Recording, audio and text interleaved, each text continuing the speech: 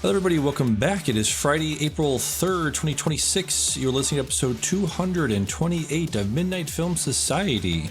Your host, Damian Sherman. Joining me today, as always, is... Derick McDuff.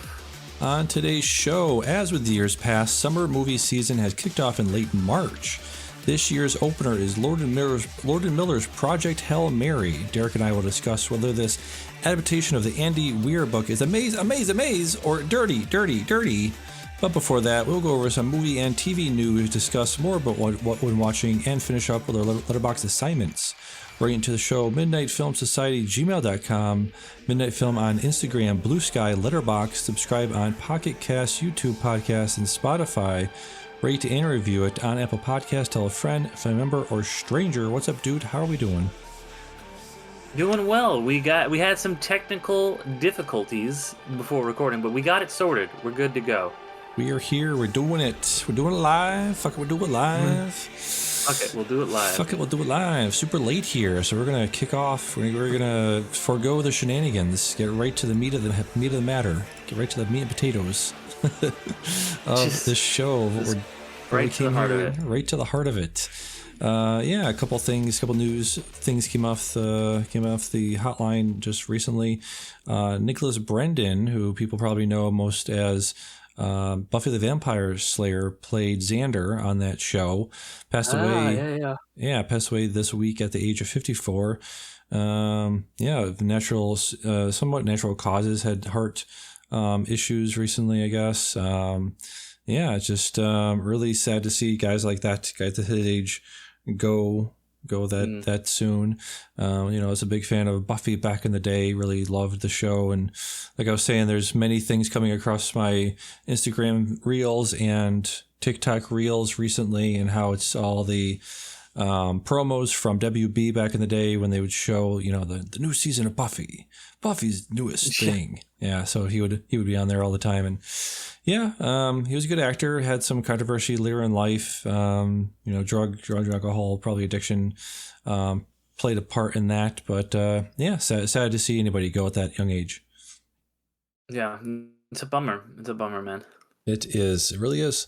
So rest in peace, Nicholas Brendan, 54, passed away this week. Some later news, you just got off of WonderCon, was this weekend. You did a panel on video games, how video games got good. Tell me about that and your whole overall WonderCon experience. Well, yes. Well, it's how video game films get good. So about video game movies adaptations, yes. It was a really fun time.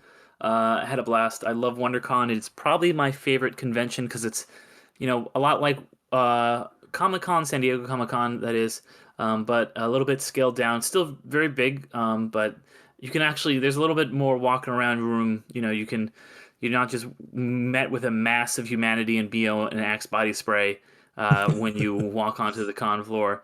You can actually get into panels. There's not just ridiculous lines waiting. You can't see because, there's somebody in 3 panels that everybody's trying to get to see, so I can't get in this one. So it's a little bit more, there's a little more breathing room. So I got to see some good panels, got to hang out with some good people. And like you said, I got to do my panel, How Video Game Films Get Good, which if anybody wants to check it out, that is it's available on my podcast feed. It's available on YouTube. Definitely check that out. The panel in full. Had a blast with that. Had some really good panelists talking about the kind of progression of video game movies. How, when you and I were kids, they were kind of just seen as not good. They were really bad. And then over the years, they've slowly but surely gotten better and better and better until we're at today, where they're a huge, huge thing. So there was a lot of fun talking about that. It was it was a panel where I was like, oh, okay, we're just starting to get into it. There's so much more stuff I want to talk about. And they're like, I'm like, what? It's ending. We're about to stop. So it was a really good time. It's a panel that I've been wanting to do in some form for a while now. And I kind of refined and perfected it and finally got to do it here at WonderCon. Nice. Very cool. It seems like good timing. They're doing the 2 Mortal Kombat movies on the Blank Check special features the Patreon there. They were talking about that today. Just listened to them chat about that. And yeah, it does seem like video game movies are kind of taking over. This is the thing they talked about in that show, and a thing I've just heard people talking about recently of how video game movies seem to be, if not replacing superhero movies, definitely, matching them in terms of like, the money they're bringing in, how popular they are. Do you agree with that assessment that video game movies seem to be taking the place of superhero films? Yeah, I mean, I that was one thing I was maybe going to bring up on the panel that we just didn't have time to, was talking about how the video game movies are kind of like the new comic book movies, where it's something where it took a while, it took a few years to them to figure out how do we adapt this thing, and then once they started to figure out how to do it well and to respect the source material and have people who care about the source material adapt these things, they became humongously popular, and the fans have really embraced them, and it's brought so many more people who were not familiar with the original medium into the fold. And as we're seeing maybe comic book movies lose a little bit of their dominance, this might be the next big thing. Absolutely, yeah. Tell me a little bit about meeting up later on with Brandon Davis. We talked about him before when I went to Comic-Con a couple years ago. He's one of these guys that's obviously making a career out of this. He's done this for a very long time. He's had different podcasts. He talks to people about wrestling. He talks to people about, like you said, video games and movies. And, you got to, bend his ear for a little bit. Tell me about your conversation with him, if you can. Yeah, we were just, he had a panel, him and Perry Numeroff and a couple other cool folks, and, him and I have a lot of, acquaintances in common. We run in some of the same circles. So after his panel, I was going to go down. There was like right beneath it downstairs, there was a panel on the science of Disney. And I was going to check that out. And my girlfriend was in line for that, and we waited too long to get in line. I shouldn't, or at least, she, that was one she was excited about. I wanted to check out Brandon's panel. So we kind of missed it. And then I was like, okay, well, sorry we missed that, but let's head back upstairs, and just kind of saw him talking to a buddy of mine, and just kind of, joined their conversation. Like you said, we met him before briefly, and, just, talking about, movies and, the industry and all that stuff. He was telling, all the stories about him being at parties and talking to The Rock and all that good stuff. But yeah, it was just kind of nice. And then saw some of those guys at the they call it LobbyCon, where a lot of the panelists and the cosplayers and all those guys after WonderCon go over to the Hilton lobby and mingle and drink and all that good stuff. So I'm trying to remember who the other guy was on the panel that I was chatting up a little. But he was really, really nice guy. Unfortunately, I didn't really get a chance to talk to Perry. She kind of dipped out. I saw her going down the escalator as I was coming back up. But yeah, it's cool people. Yeah, definitely very cool people. You get sort of glean some knowledge off of them and sort of figure out what they do and how they do it, and how to maybe emulate some of their success. Yeah, like that was kind of the thing of their panel, was like kind of talking about how to break in to those spaces. So that's kind of I guess what they were trying to talk about with the panel. So yeah, they know what they're doing. They do. Yeah, Perry Nemiroff is one of the best interviewers. Brandon too, but Perry has a couple different podcasts she does. One's called Ladies Night, where she specifically interviews women and women filmmakers, actors, writers, all that kind of stuff. So she asked some of the best questions. She was on a panel recently with Jamie Lee Curtis, who gave her some massive praise of being like, you are one of the best people in this industry of asking very intelligent, very thoughtful, very introspective questions. So yeah, Perry is definitely another one that I look up to very much. Yeah, no. And then the other guy, Joe, I don't know if you know him. Deckelmeyer, he was also on that panel. I was chatting him up for a little while, talking to him at LobbyCon. Cool guy, had a lot of cool stuff to say, and very personable. These guys, so it's always nice to see them. And like I said, we have a lot of friends in common, so it's nice too whenever I bump into these guys. Yeah, absolutely. All right, so that was WonderCon. Very sounds like a great time there. WonderCon, you suck these nuts. Bow, bow, Bow, bow, bow, bow. bow. Got 'em. Wow.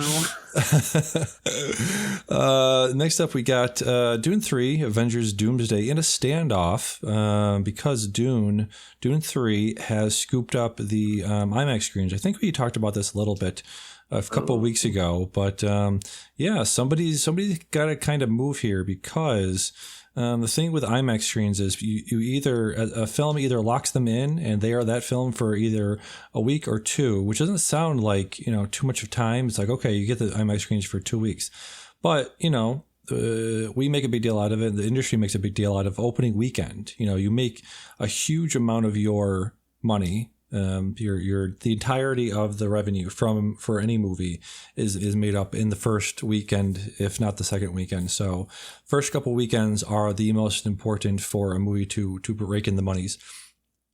Dune 3 has the IMAX screens for that weekend of December 18th. Both movies are slated still now to come out that weekend. So Derick, do you think Avengers Doomsday will blink? Will they move either backwards or forwards to try to get the IMAX screens at another date?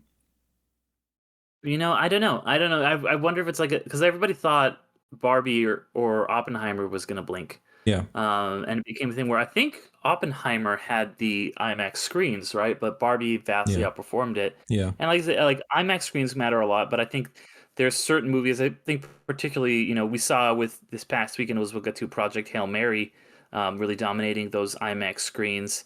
And I think that Dune 3 is seen as more kind of like of the movie where it's like, oh, you got to see this in IMAX, and I think it's less of a big deal for Doomsday. I think it does matter. I think they will take a little bit of a financial hit, but I don't know that they are going to want to back down because I think they think they're the bigger dog, and I think they are the ones who are ultimately going to make more money.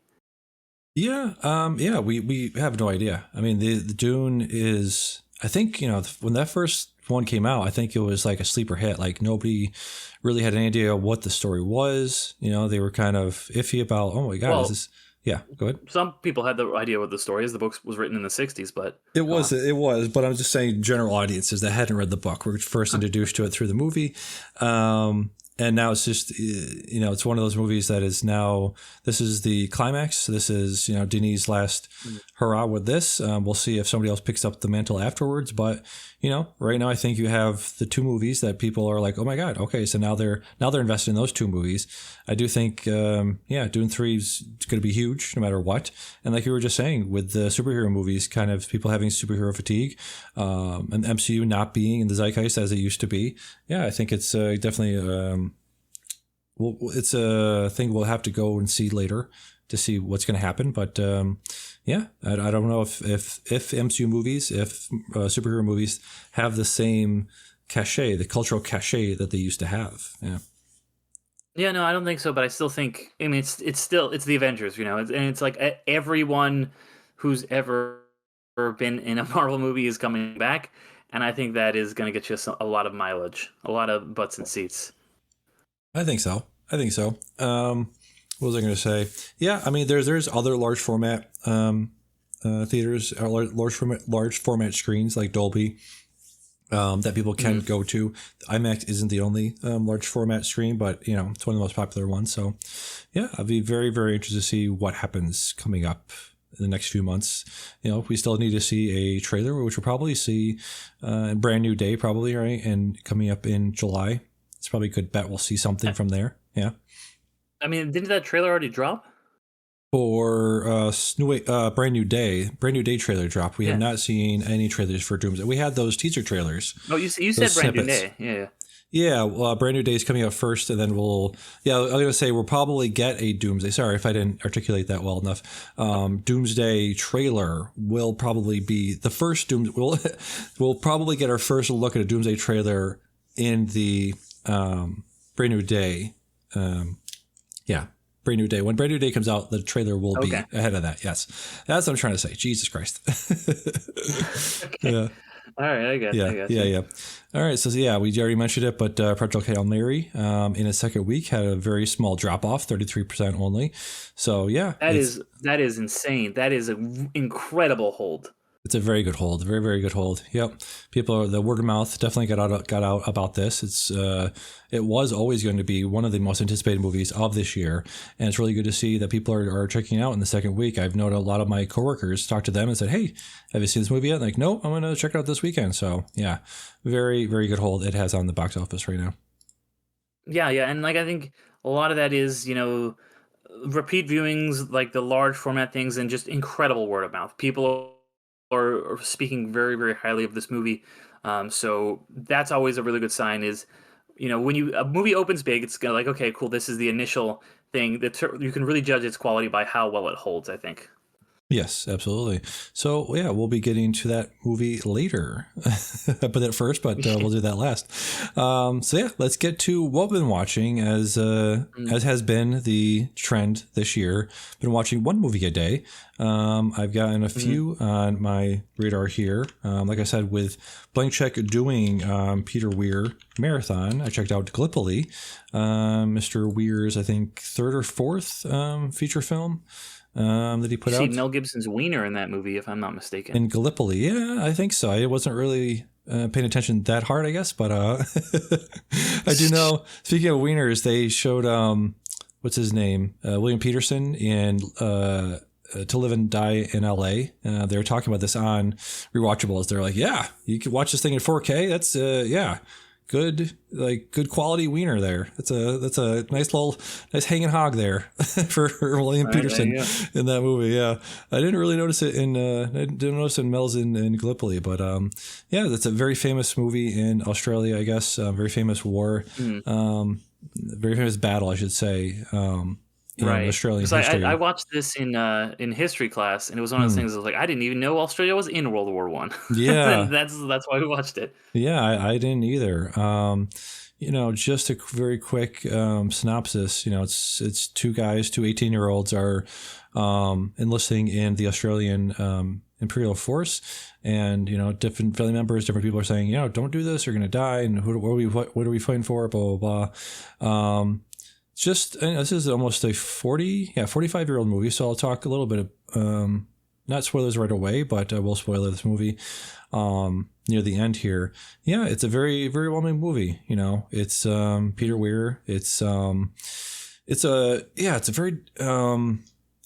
those movies where people go to war and they're young and they don't really know what it is, what's going to happen. The movie reminded me a lot of 1917 and of All Quiet on the Western Front.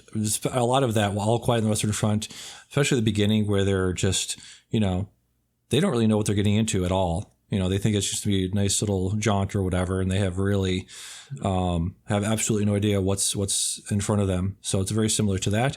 Very similar to 1917. This is getting to spoilers here, but if you've seen 1917, the end, the whole movie revolves around the end and him trying to get this vital piece of information to the commander and say, hey, you guys are walking into a buzzsaw. You guys are going to get absolutely annihilated if you don't call this off. And end of Gallipoli is that. It very quickly becomes that. It doesn't tell you that right away, but the last, let's say, 20 minutes to 15 minutes is Mel Gibson going back and forth between these communicators are trying to communicate back and forth and saying, okay, what's going on out there? Anybody see anything? What's going on?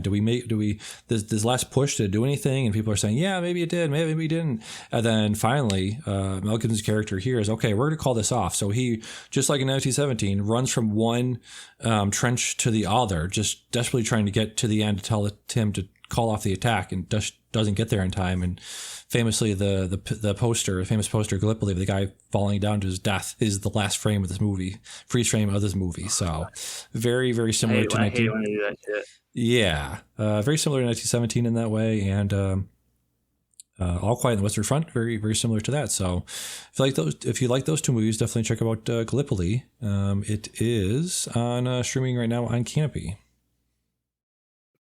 Very nice. Yeah, I mean, I remember I have not watched this movie since I was in high school, so it's been a minute. But yeah, I remember thinking really good, interesting war film. Yeah, and shared a few parallels with another Peter Weir movie that I watched this week. Yeah, we'll get to that in a little bit. Next up, I got Starman. I've been going through John Carpenter's filmography as well recently, and check this out. Karen Allen is someone that lives around Great Barrington. She's coming to the place where I work at pretty frequently, so it's always nice to catch up on her stuff that I haven't seen. Yeah, this is definitely pretty obviously the biggest departure from John Carpenter's oeuvre. His violent stuff, his sci-fi stuff. Well, this is sci-fi, but The Thing and things like that. They Live. This is definitely much more humanist look at like the vampire, the alien stuff. This stars Jeff Bridges, Karen Allen, and Charles Martin Smith. It's about a probe that comes down or actually the Voyager 2 probe comes into contact with an alien species, and that alien species takes the form of Karen Allen's dead husband. So he takes her on this road trip to get back to to this place where his mothership is going to be picking him up. Jeff Bridges does. So yeah, it's a nice, quiet little road trip movie with Jeff Bridges playing this out of fish out of water alien trying to figure out human species and human language and love and all that stuff. So yeah, nice little John Carpenter film from '84. Starman, yeah, streaming right now on the Tubi. On the Tubi, that's a Tubi ass movie. It's a very Tubi ass movie. Yeah. I need to check. That's always been one that I've been like, man, I need to watch this weird Jeff Bridges movie where he's like an alien and he's kind of doing his Jeff Bridges like 80s shtick, shucks thing, yeah. And then yeah, it's one of those goofy Carpenter movies that I always have a soft spot for. So yeah, I definitely need to check this one out. Yeah. Let me do one more quickly. This week saw the release of Resurrection. Criterion has been doing a bunch of sort of self-distributed movies that aren't getting distribution anywhere else. This one comes from Began. I've checked out, I believe, a couple other of his films recently. Let me see. Yeah, I watched Kylie Blues and Long Day's Journey into Night. If people are not familiar with Began, very slow cinema is his bag. That's the thing that he does. A lot of long shots of the very sublime long shots of wilderness and the Chinese rice fields and things like that. This is like, let me see, I wrote down. So it's basically like if Andrei Tarkovsky directed Babylon. So it's like a massive, long love letter to the last 100 years of film. It starts from the beginning of the film is silent era to now where it's like, digital cameras and that kind of stuff and CGI effects and all that kind of stuff. It's almost 3 hours. It's incredibly long, incredibly audacious, like I said, love letter to film. It is really just like, if Tarkovsky made, Babylon was this, other film directed by Damien Chazelle about film, about the silent era of film. And Resurrection, the first third of it is very much about the silent era. It is a silent movie, has all the, iconography of silent movies, of the title cards, of the, subtitles coming up on title cards, that kind of stuff. It is a wild, weird little movie. So not little movie, very large movie in scope and length and all of that stuff. But yeah, I mean, if you got Criterion, I can't recommend this enough for people, fans of slow cinema. Yeah. Okay. All right. I mean, I know you like a slow movie as molasses style. Molasses. Yeah. All right. Let's go to you. Like you said, you checked out a, Peter Weir film, Picnic and a Hanging Rock. This is his second film, Peter Weir's second film. I checked this out as well a couple months ago now for the Blank Check when they were covering it. What did you make of Picnic and Hanging Rock? Yeah, this is a weird movie that I've been wanting to check it out for a while. As I mentioned, I'm a big fan of Peter Weir, and I know this is kind of like his breakout movie, and it's just kind of like one of these. It's like considered kind of like the great Australian film, at least like along with like Mad Max and maybe a couple others. And it's just this, weird ethereal movie. I know it was very, The Leftover season 2 and was very inspired by it. And it's just kind of this almost dreamlike thing that's happening. And I thought it was phenomenal. I was just watching this movie. And it's the ultimate vibes movie, where you're Yeah. just kind of like watching it, and this is not really a spoiler because it's at the beginning. It's like the opening crawl, and it's on every single post and everything. It's just about a few girls who in 1900 go on this titular picnic in Hanging Rock, and then they just vanish. And it's about all the weirdness and all the vibes that just happen after that, because it's got all this like crazy flute music, and it's just like one of the most Australian things ever. And the way it reminds me of Gallipoli is because Gallipoli is just kind of about like, hey, there's this time where a bunch of Australians just had to die for the British for no reason, and this feels like it's where it's just like the Australians being like kind of like we're these weird rough and tumble guys, and then the British kind of don't understand us. This has a lot of those same themes, handled in a very different way, but yeah, it's so weird in the best way. It's not trying to be weird. It's just like this is what it is. It's ethereal, it's bizarre.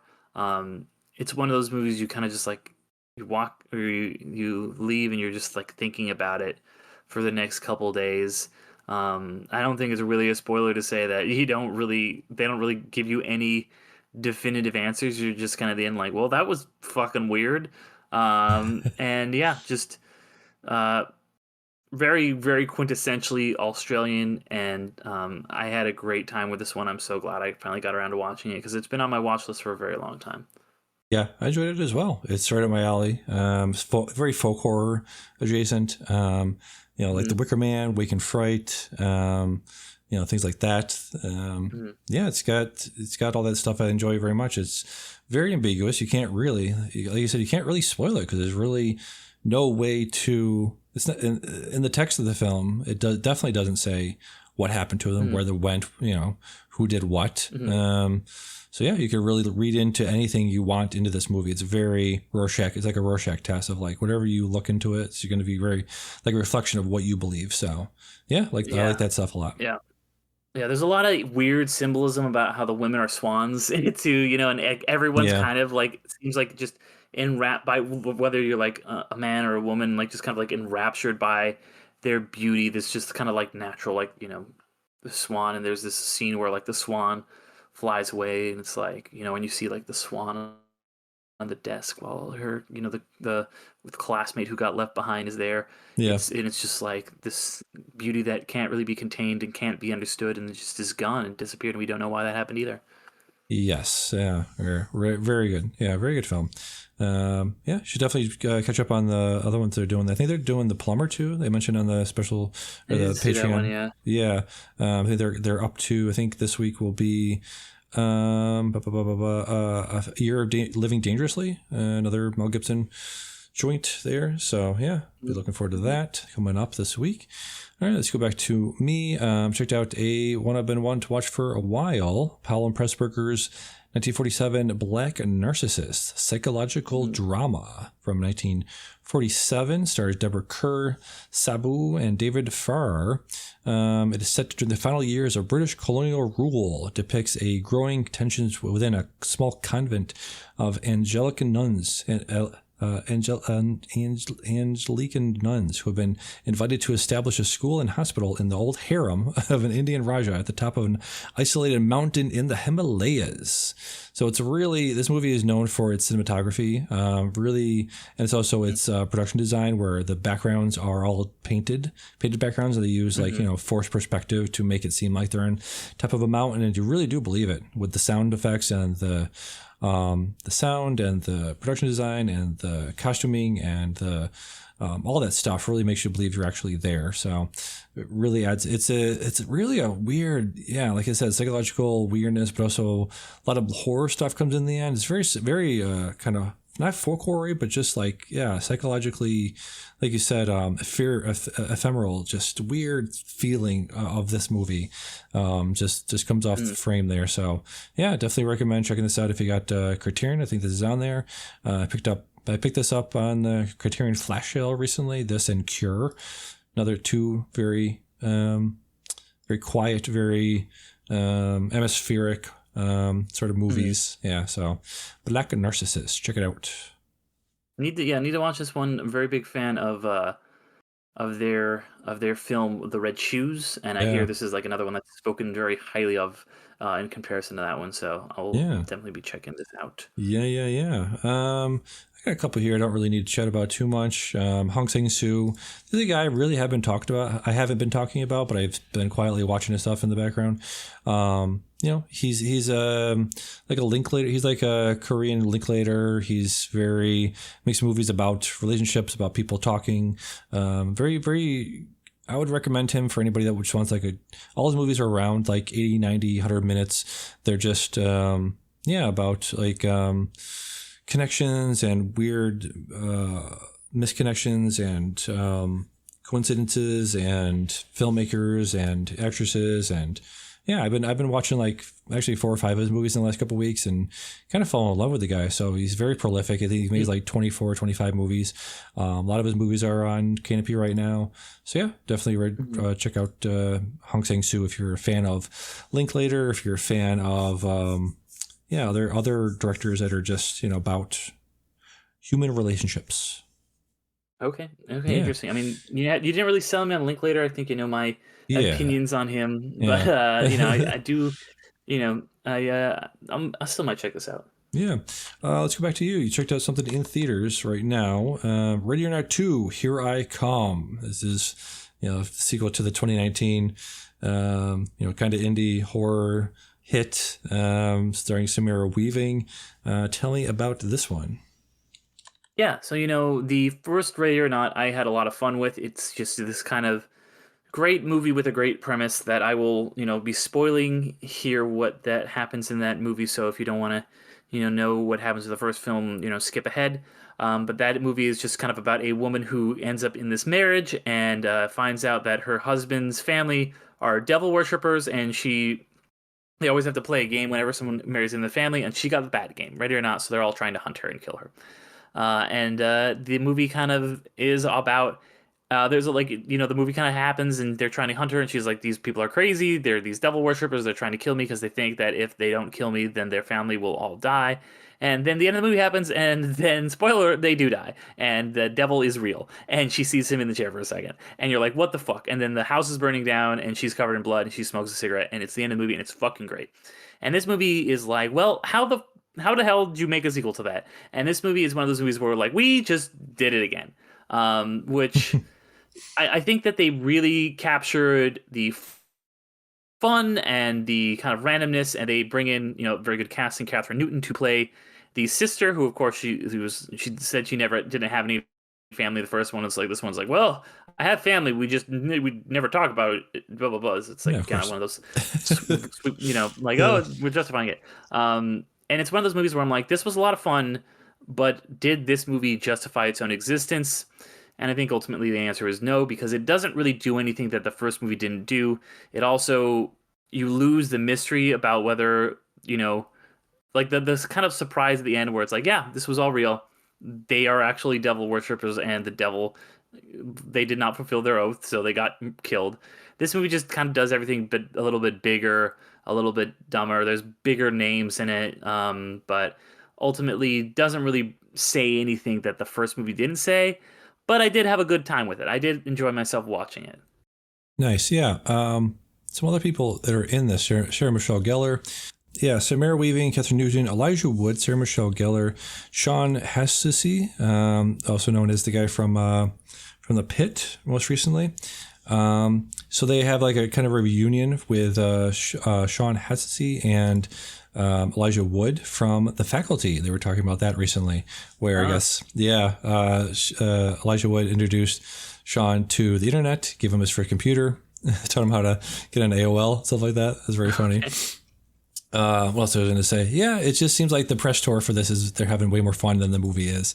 The movie's fun. The movie, I will say, is a lot of fun. Yeah.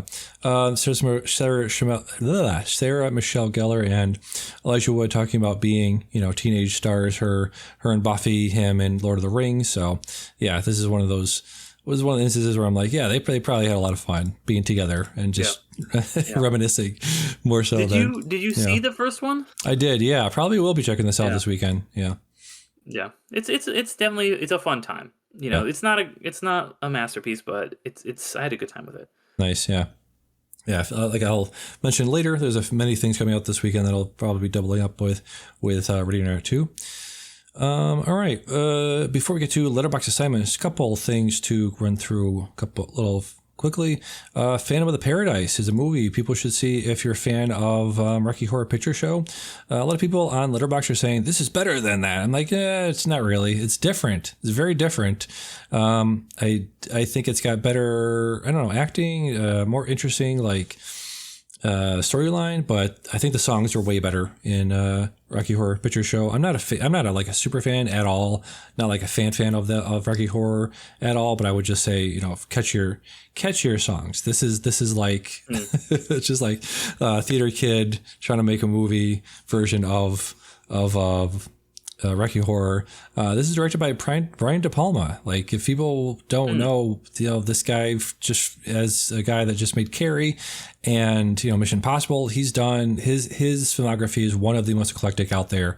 He did this, Dressed to Kill, Blowout, Scarface, Carlito's Way, Snake Eyes, just all over the place. Mission Impossible 1. Yeah, Mission Impossible 1. Yeah, just so many things. And speaking of and then Phantom of the Paradise in '74, really out there, really weird rock opera. That if you wanted, something different than Rocky Horror, definitely check this out. This is streaming right now on. Well, no, sorry, it's not streaming. It's rentable now on other things. Yeah, it's pretty cool.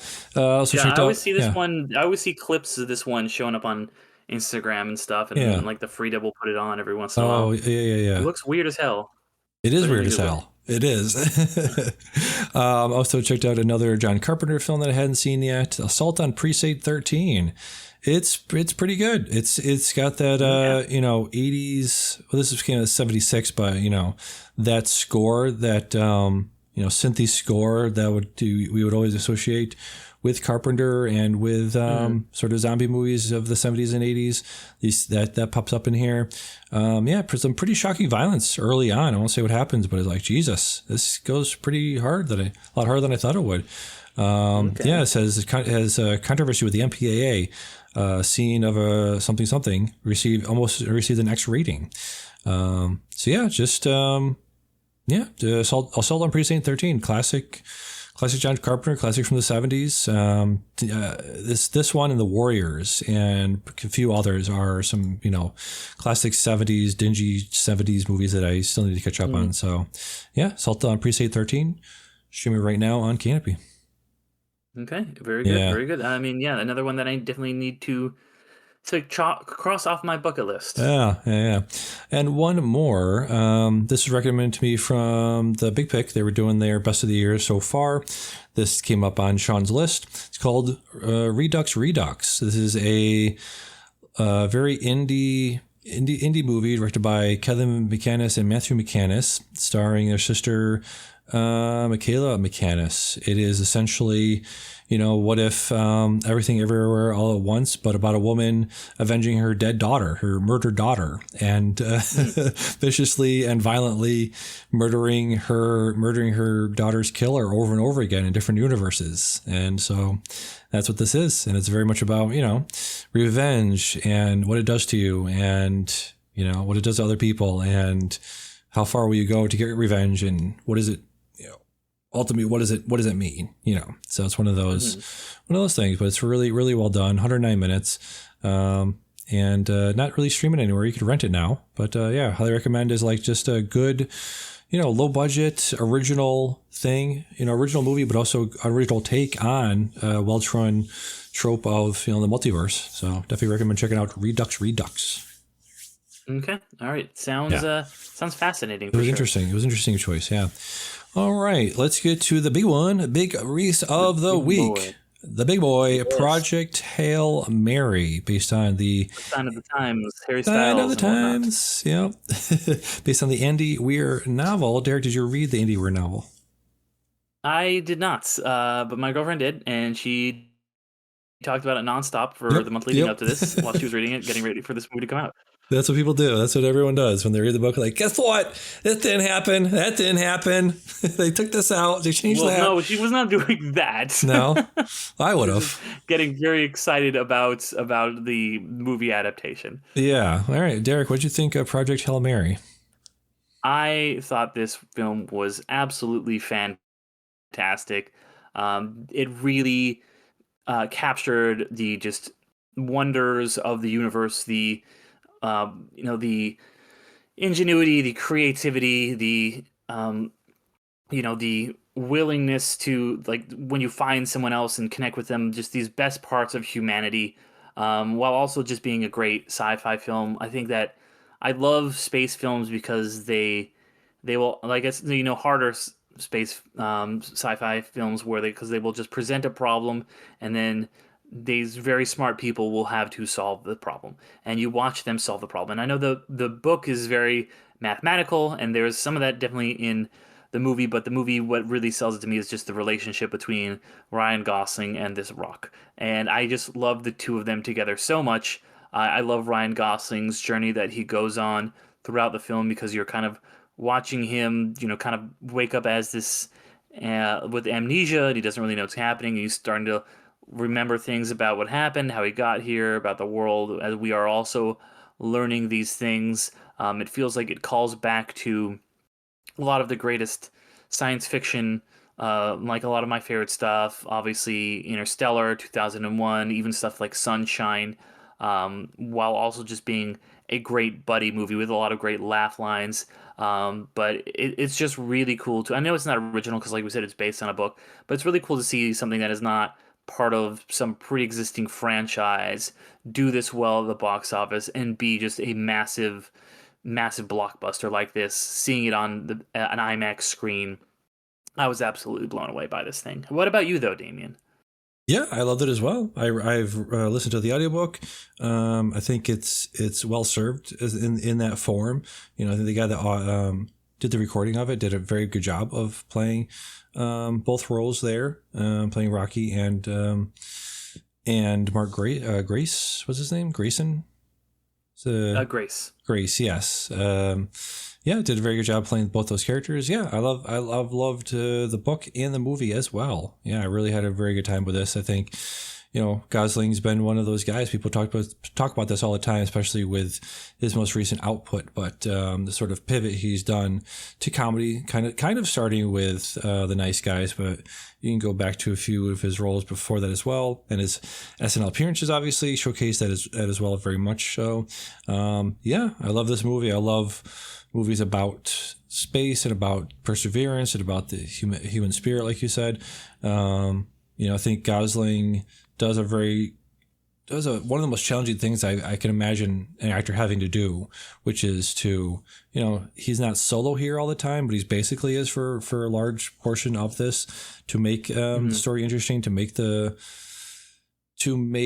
what he's doing, what he's thinking, what he's saying compelling, playing off of an an alien, but essentially an anthropomorphized rock, is really, really hard to do. I think what's his name? Ian Moon did that very well. Oh yeah. Sam Rockwell. Sam Rockwell did a very similar thing there, playing off himself. But yeah, just I think Gosling is probably the guy right now. One of the guys people talk about, like, who's the next great big movie star that we really don't have. And I think Gosling is the closest we have to that right now. He has the drama stuff. He can do comedy. He can do action. He can do all sorts of things. So I think he's probably the closest successor, if there is one, to somebody like Tom Cruise and Brad Pitt right now. So yeah, go ahead. No, I was gonna say, absolutely, with your point of him being able to do it all, because we've seen Gosling be like the stoic badass in Drive. We've seen him, be like a comedic buffoon, like you mentioned in the Nice Guys. We've seen, him be Ken. We've seen like all these different sides to him, and it feels like, he can be an action star or a comic star or a comedic or like any of these other things, and he really is utilizing all of these talents here. I think this, obviously, like, great book, and Drew Goddard had previously, who did the screenplay for this. I'm a huge fan of his. He had previously done adapted The Martian, so he knew a thing or two about adapting Andy Weir's work. Like I said, Gosling is just one of my favorite actors. And then you have Lord and Miller, of course. They just knock it out of the park. They have that great comic sensibility, but are also able to tell such a heart-wrenching story.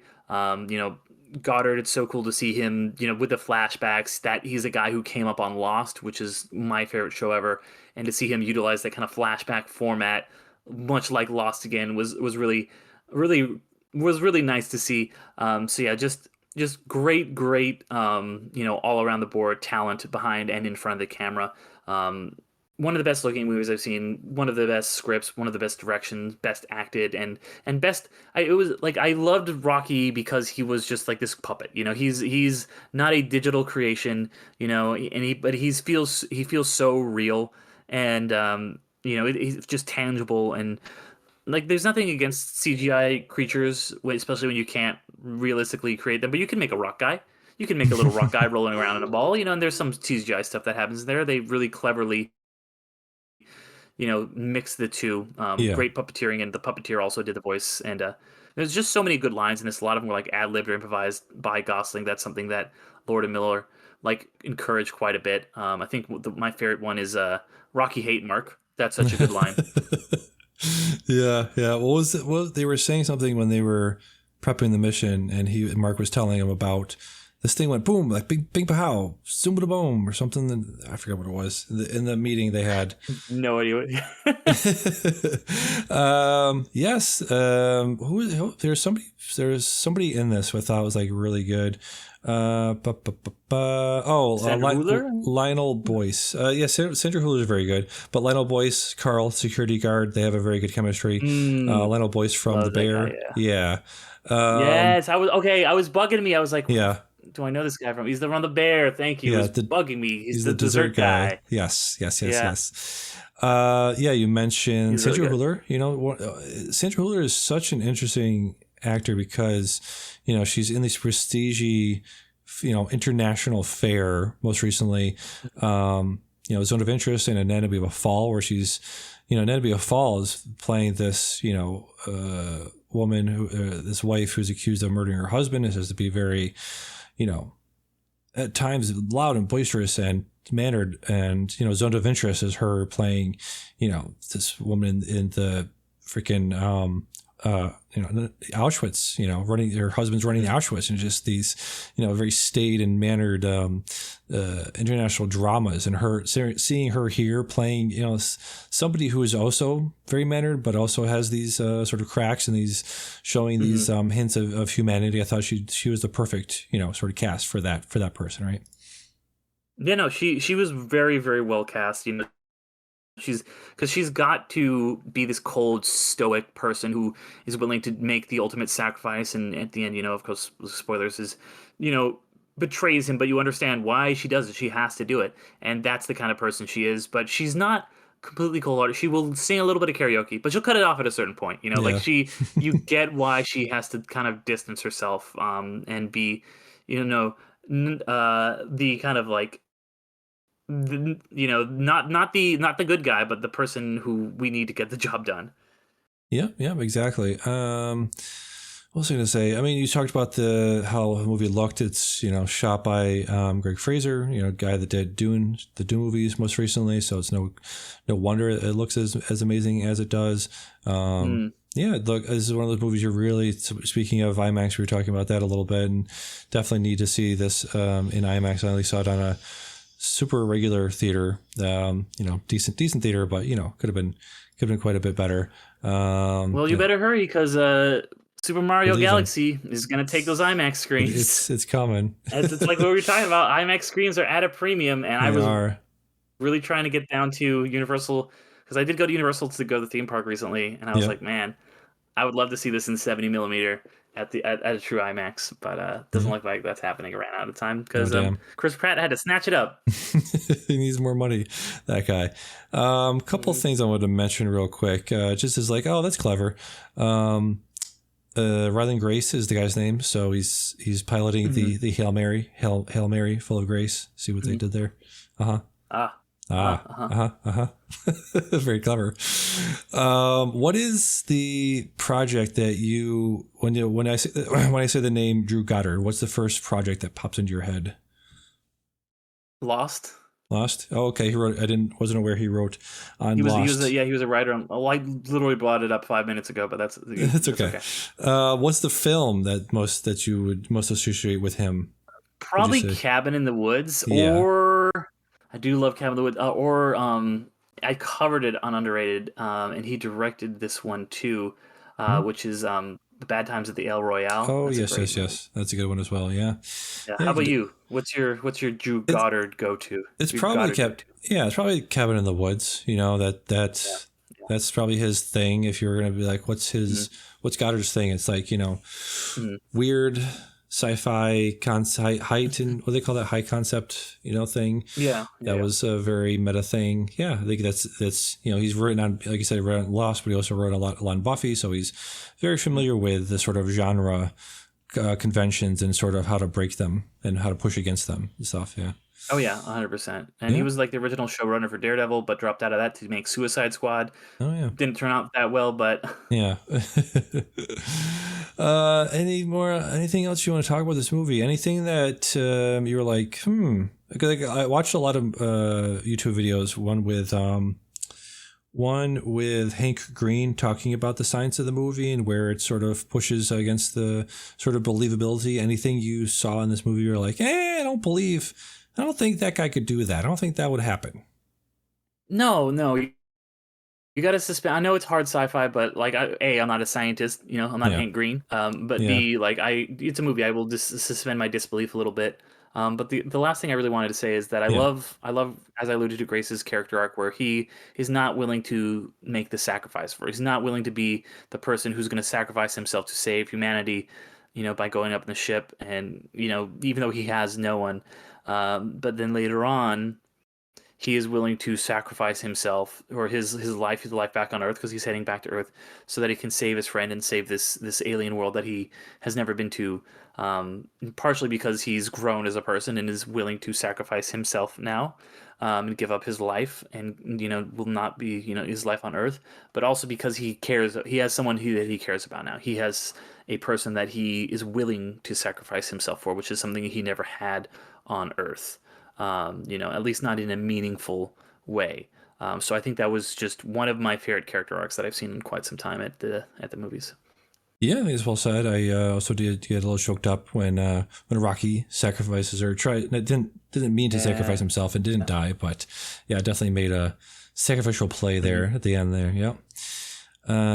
What else was I going to say? Yeah, one of the things that Hank Green talked about in his video was how there was a part in this movie when Grace has to sort of do some testing on board the spacecraft, and so to do that he has to make artificial gravity. That's not the problem, but the problem people had with it was when he puts the test tubes in the centrifuge inside that machine, he puts both vials next to each other, and I guess that's a no-no because you're supposed to put them across from each other so they have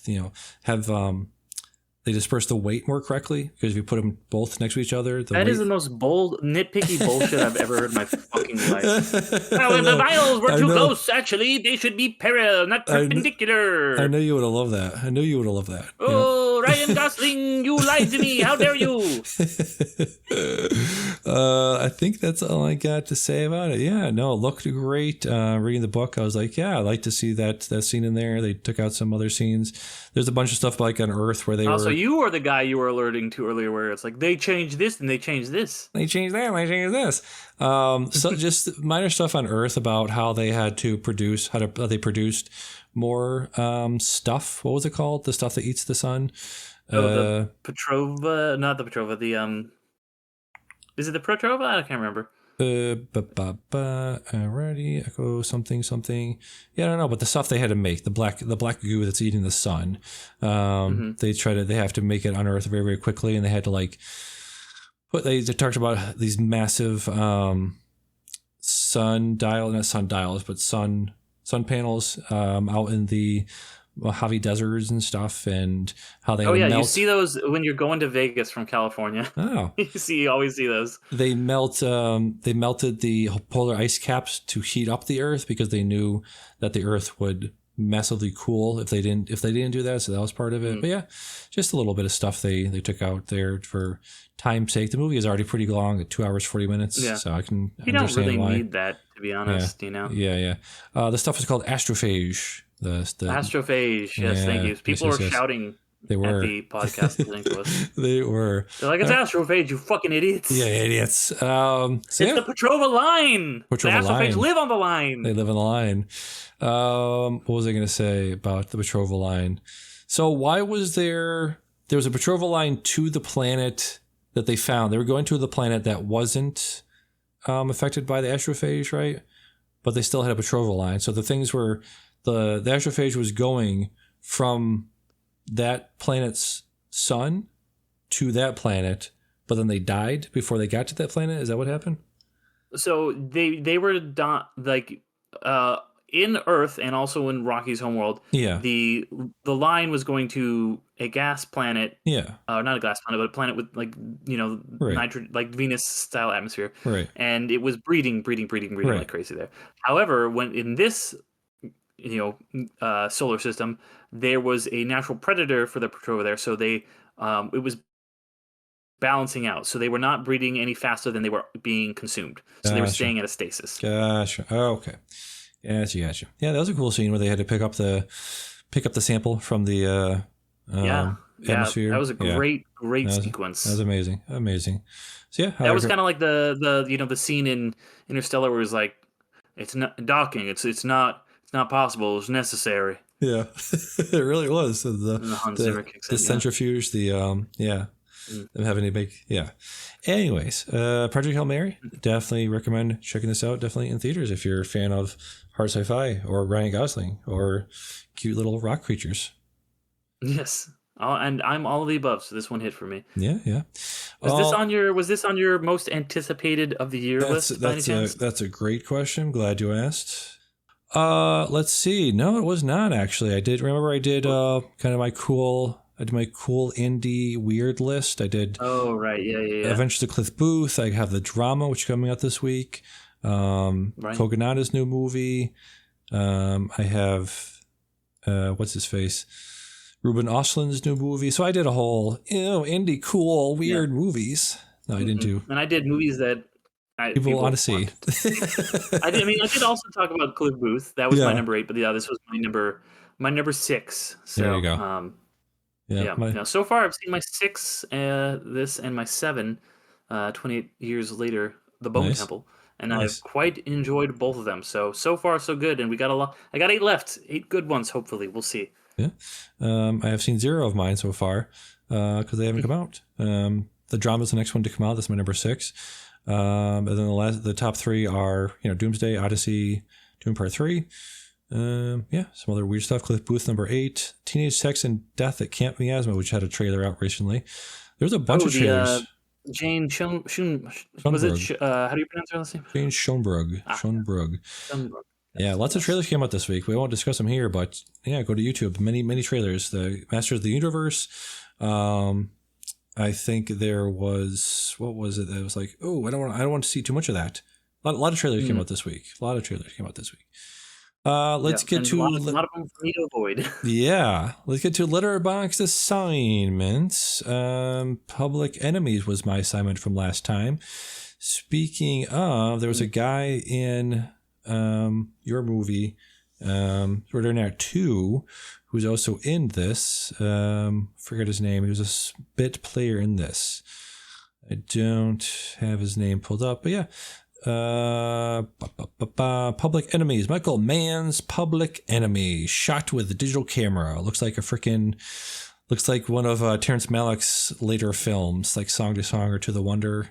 Checking those out a little bit today. Not great, Mr. Mann. Not great. Put that digital camera away. I don't need to see Johnny Depp's nostrils that close. he can keep it for like now, but in 2009, 2010, whenever this came out, it was a bit rougher.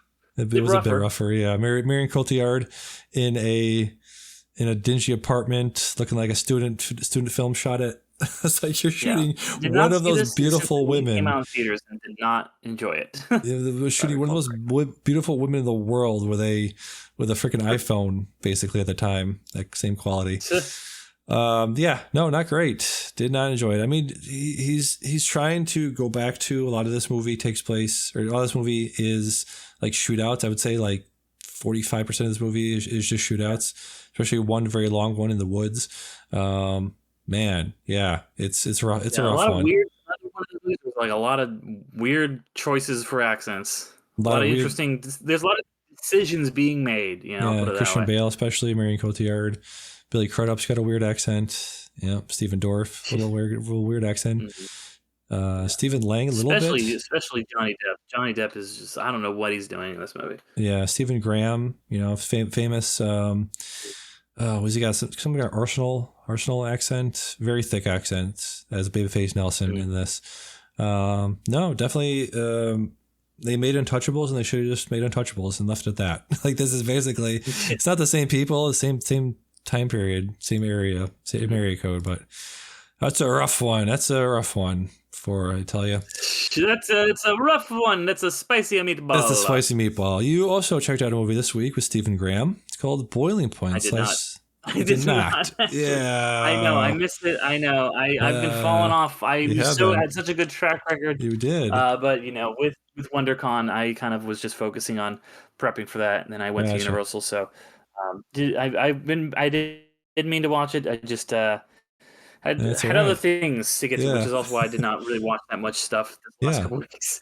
Yeah. Do you want to roll it over to next time? Yeah. All right. I'll do the roulette, and then if I watch it, I'll talk about it and what I've been watching. All right. Let's go to my watch list. I've added some stuff, took some stuff off. Definitely trying to pare this guy down. All right. I'm going to shuffle. See what we get. We get Floating Weeds. Speaking of quiet family dramas, this is probably a mentor of Hong Sang-soo. Is his Yasujiro Ozu, director of Tokyo Story, Late Spring. Very prolific Japanese director of the 40s, 50s, and 60s. One of the ones I still have to catch up on. Yeah. Floating Weeds. When a theater troupe's master visits his old flame, he unintentionally sets off a chain of unexpected events with devastating consequences. All right, we're checking that out for next time. Derick, go to watch list. Hit shuffle. Let me know what you get. All right, boom, boom, boom. I got Three Kings. Nice. All right, we don't like him anymore, but David O. Russell movie, starring somebody else we don't like, Mark Wahlberg, but you got Ice Cube, George Clooney. This kind of the drama about the Gulf War, so 99, one of those famous 99 movies, kind of held up as one of the modern great war films. Spike Jonze in this as an actor. Yeah. I'm interested in this one. I kind of always wanted to watch this, so let's see how it is. All right, let's check it out for next time. Three Kings. There was somebody else in this. There's a bunch of people in this. Ice Cube, Spike Jonze, Clifton Curtis. Jamie Kennedy. What the fuck? Oh, man. Jamie Kennedy jump scare. Before The Experiment. All right, so you get that for next time. And for next time, like I said, one of my most anticipated films of 2026 finally coming out, Super Mario Galaxy. No, it's the drama. It's the drama with Zendaya, Robert Pattinson. I've heard many things about this. Heard it's got some wild twists and turns. So I've been trying to avoid spoilers as much as possible for the drama. Should be an interesting one. It should be an interesting one. I've heard good things. Yeah. Speaking of IMAX movies and video game movies, like I said, Super Mario Galaxy, the movie, starring Chris Pratt, Anya Taylor-Joy, and Charlie Day. That'll be coming out. And introducing Brie Larson and Donald Glover as Yoshi. Introducing, Brie Larson, Jesus, where has she been? Boy. Getting yelled at by angry Marvel fans, I guess. Probably going to be in Doomsday. Has to be in Doomsday. One of the most strongest for sure. Marvel characters in the MCU. Following week, it was rough. I spent at least 20, 30 minutes looking for something else that's coming out this week, but nobody's going up against Mario, and then the indie track is taking up the drama. So there's nobody gonna be going up in the next week. Yeah, they're leaving that open. I guess so. One thing I found was called Faces of Death. People are familiar with the semi-snuff film from the 70s. People say it's fake. Some people say it's real. I think if you go look through each one of them, I think there's some that are real, some that are fake. But this movie is the premise of this remake thing. A woman who moderates a YouTube-like platform responsible for filtering out any content that is offensive or violent comes across a group on the website that appears to be reenacting the murders from the original film. All right. Interesting. All right. That is all coming out the next couple of weeks. Let's do some play-in. Medium Substack, DamianSherman.medium.com. Letterboxd Midnight Film Pod 50 away. Let me check up to date stats. How many away from 3,000 am I? I am 38 away from 2,500 followers. Give me their Film LCS on YouTube, Spotify for podcasters. Go to Discords. Like we said, the Blank Checker doing their.